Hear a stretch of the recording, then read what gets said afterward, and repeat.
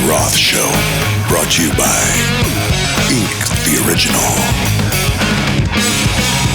Beach Boys pop music, the association when it's windy, and it's the sounds of silence. This was all popular radio, really familiar, singable pop radio, but right up the street by the time I moved into Los Angeles as a very young preteen kid was the Haight-Ashbury. They didn't even spell hate usual like. They spelled it hippie like. Haight-Ashbury. And that's when the folks on stage stopped wearing neckties and the same haircuts and the same suits. If you think about it, all the rock bands, the Who, the Stones, the Van Halens, the Beatles, we all looked like we went shopping at the exact same Rockstar store. Inexplicably, there is a Rockstar store somewhere where we all went shopping. And now that we can dial it back, does that look correctly?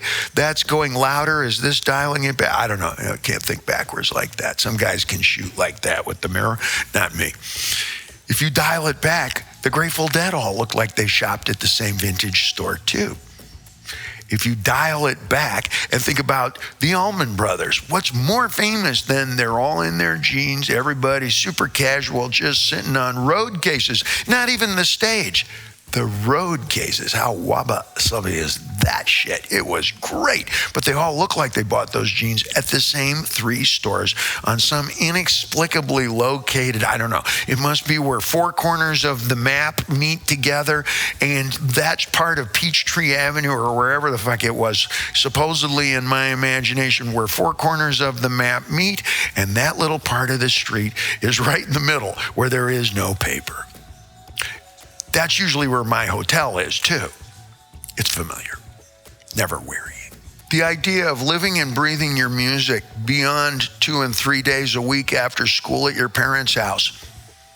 The idea that you never really went home. The idea that you didn't look any different off stage than you did on stage. That was cool, if not entirely new. That comes from the left bank in Paris at the turn of the century and significantly before then, but just for laughs. We all know the idea of the left bank, even if you can't point to it on a map. It's the same thing with Indiana. We all know about it. Point to it. See? Stay focused. Hippie movement in the mid-'60s was well-informed with a lot of university-educated individuals who brought a reverence for history, vintage, retro, all that had come before, ancestral, religious, medical, musical, terms of theatrical, stagecraft, tonsorial, sartorial, all the olds. And so you got really, really high arcs of value in terms of, is that good music? Is that a good costume? I don't know, take a look at Janis Joplin. She gets an A+, usually from the critics, and my inner monkey's a big critic. Ooh, ooh, ooh. Yeah, that's a killer. You know instantly what Pearl, which is what she called herself, what Janis Joplin looks like. Even if you weren't born anywhere near such, you know that feather boa, you know the sunglasses and all the bracelets, and you know the cigarette, and you know that voice. Oh my God. Oh, you know that growl. And that may have started from ancestral values like Big Mama Thornton, and she pays her respects to that. Listen to Janis Joplin on Cheap Thrills singing Ball and Chain. That's Big Mama Thornton. And in the true Japanese sore style or Budo or any number of the martial styles, she wasn't even looking to become a unique, singularized vision, which seemed to be an epicentric sort of philosophy for the hippies.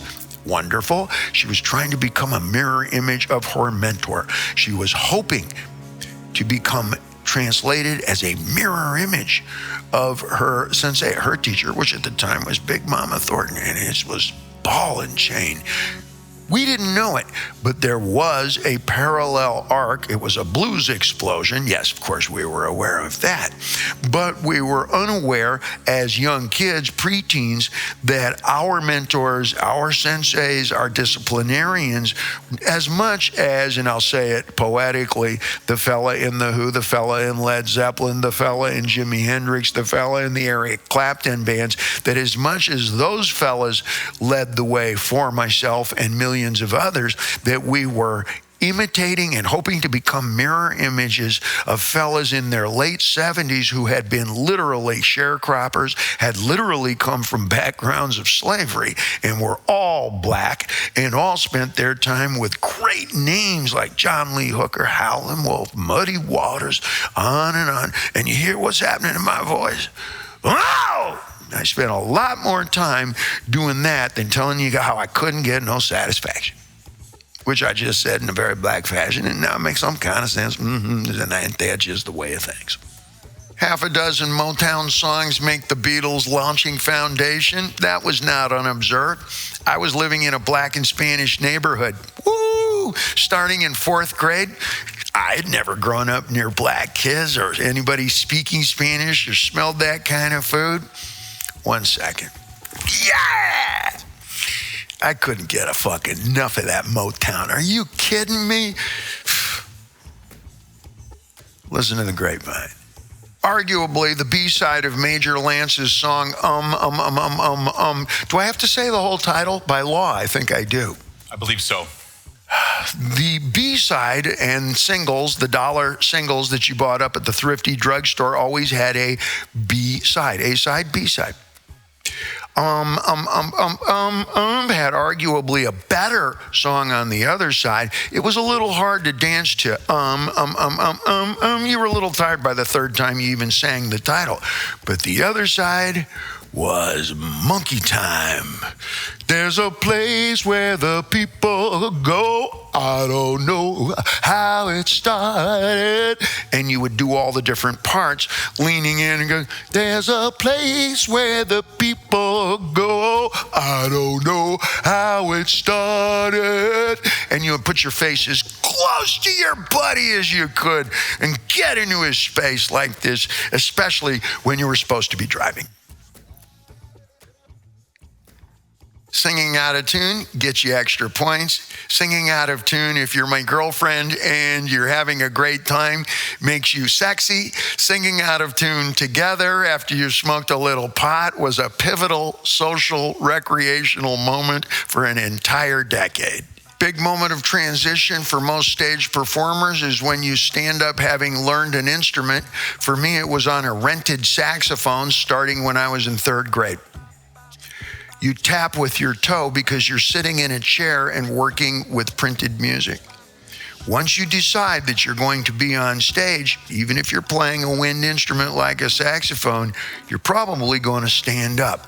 And you learn that you tap with your heel and a whole new world opens up. Watch, you can't even see it. I'm going to tap with my foot. Looks a little bit hillbilly. Now watch what happens when I tap with my heel like this. See that? But you got to do this with your mouth.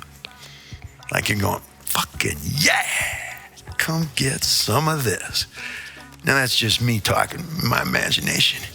But now I'm walking around inside your imagination. And you can't kick me out because I'm going to make myself at home. I'm going to lounge around in your Riviera lounge. You got anything in the fridge? I'm going to check your porno collect. Whoa, you're way more interesting than I thought. Let's keep dancing. I can see your conscience from this little porthole in your imagination. You guys ever talk? No. Nice. Let's keep dancing. Mind if I take my pants off? I got boxers on. So, anybody else here in your imagination? Is that your girlfriend? The Roth Show, brought to you by Ink, the Original.